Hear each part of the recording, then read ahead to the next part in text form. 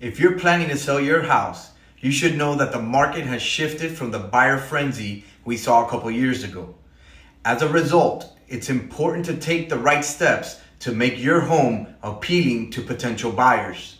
One of the most important things is to make sure your house is at its best. There are small projects that can quickly boost your home's curb appeal, in addition to bigger renovations.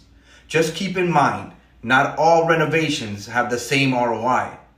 This graph shows the typical cost recovery for some common remodeling projects.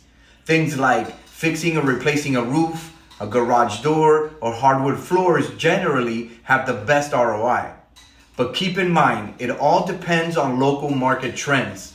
That's why it's important for us to work together before you start on anything, so you know which updates have the biggest impact in your market. So if you want to make sure your house sells quickly and for the best price, let's chat. I'll help you figure out the renovations that make the most sense.